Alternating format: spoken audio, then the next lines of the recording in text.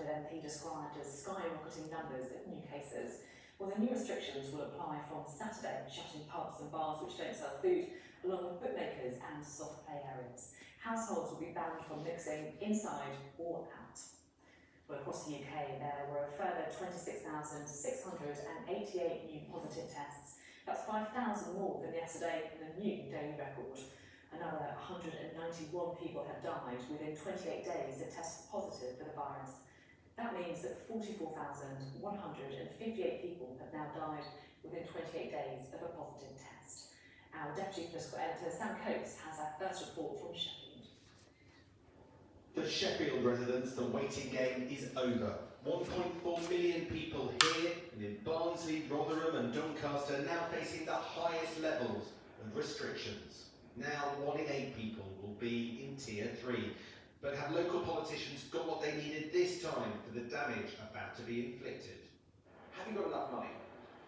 We've got as much money as I think the government were going to give us, so I will continue to make the case for more investment. We settled on what I would describe as an interim arrangement. Do you feel the heavy hand of the Treasury? Yes, there were times where I felt the dead hand of the Treasury on the negotiations with a range of different ministers and a range of different officials. Clearly, in the end, the compromise was reached. From my point of view, I would have liked to have seen more. Of course I would, and we'll continue to make that case. And to people who say you gave the government too easy a ride, you didn't press hard enough in these negotiations? Well, nobody who was in those negotiations would have said that. And yet the leader of the council here says it wasn't a negotiation worthy of that word. Was it really a negotiation? It is so apparent that we were led to believe we were actually in negotiations to get the right support package for Sheffield and South Yorkshire. But it has become quite clear that actually the government had already got a predetermined package, a predetermined formula, and that's what we've ended up with.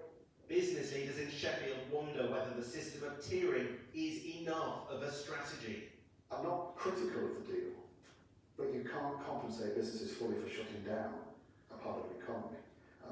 So that's why we need a longer term strategy. Right now, it looks like we're lurching from one deal to the next, from one set of support packages to the next, and we need a longer term strategy. Here in Sheffield, they want more money. Yesterday, in Manchester, they wanted more money. Money that comes from the Treasury. But here's the funny thing.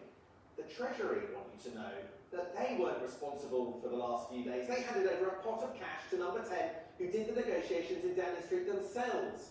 Rishi Sunak, they want you to think, had nothing to do with the mess of the last few days.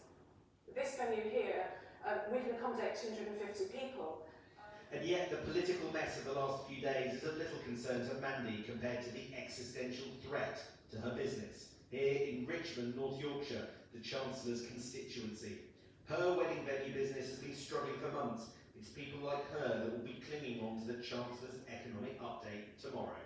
So I wrote to Rishi saying, when can we open? Can you give us some sort of roadmap? And eventually I went to meet him in Northampton.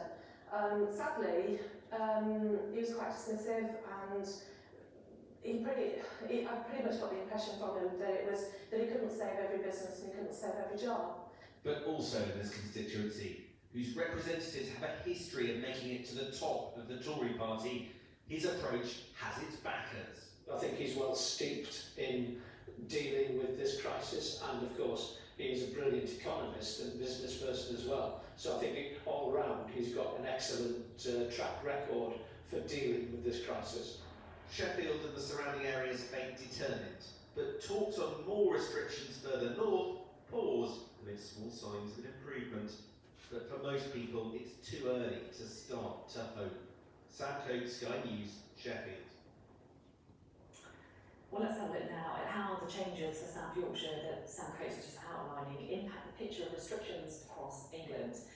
Well, much of the country remains in Tier 1, where the rule of 6 and a 10 PM curfew for pubs, bars and restaurants remain in place. But other areas, including London, parts of Essex, Chesterfield and York, are now in Tier 2, that's the high-risk category. Now, the big difference for those areas is a ban on mixing with other households indoors. South Yorkshire has now joined Greater Manchester, Lancashire and the Liverpool City region under the very highest Tier 3 restrictions. That means different households can't mix indoors or outdoors, and pubs and bars not serving food will close. Intima Rashid has been speaking to people in Manchester about what that will mean for them. In this hurting city, livelihoods are on the line. For much of the hospitality sector, the first wave of this deadly virus was crippling, and now, with closures imminent, some fear their fate is sealed. For Naomi, it's simple. She cannot survive on the current 2/3 furlough offer. She needs more cash.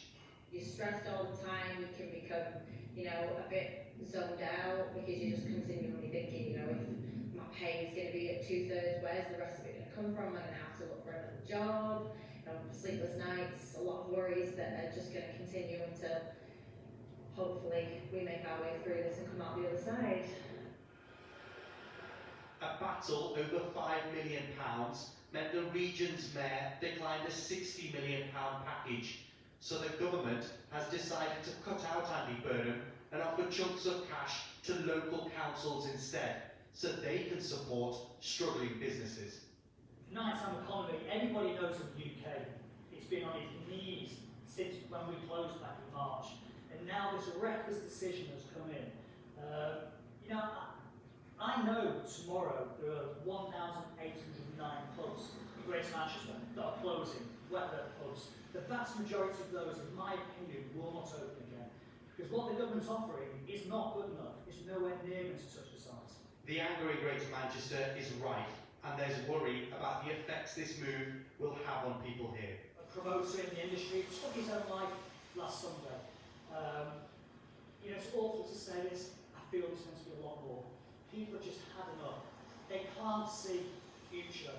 From 10 o'clock on Thursday night, almost 2,000 pubs and bars will have to shut their doors for at least a month. And the knock-on effect to businesses that rely on this sector could be detrimental. Like this drinks wholesaler, they won't get a single penny from the offered pot of cash. They're now having to send stock down south. We might do the same amount of deliveries, but with a tenth of the sales value of what would normally be on that delivery. So this is where it impacts us directly in that, from an efficiency point of view, we've just become a really inefficient business. There is a sense of unity in Greater Manchester that's embedded in the way this city region is made up. They are defiant, they've proven that in their fight back, and whilst they will eventually recover from this crushing move, it's the near future that holds worryingly dark prospects. Intima Rashid, Sky News in Manchester. Well, if the UK went into the first lockdown as one country, we appear to be dealing with the second wave of the coronavirus as four very separate nations. And social media crowning Greater Manchester Mayor Andy Burnham as the new King of the North perhaps hints at an English civil war between Westminster and the regions. There were more angry scenes in the House of Commons today, with Labour Deputy Leader Angela Rayner apparently calling a Conservative MP a scum. But all of this adds to the sense of the Prime Minister under pressure, as our political editor Beth Rigby reports. Head in hand moments come thick and fast around here these days. This has been a difficult and divisive fortnight in politics. A country pulled apart by coronavirus,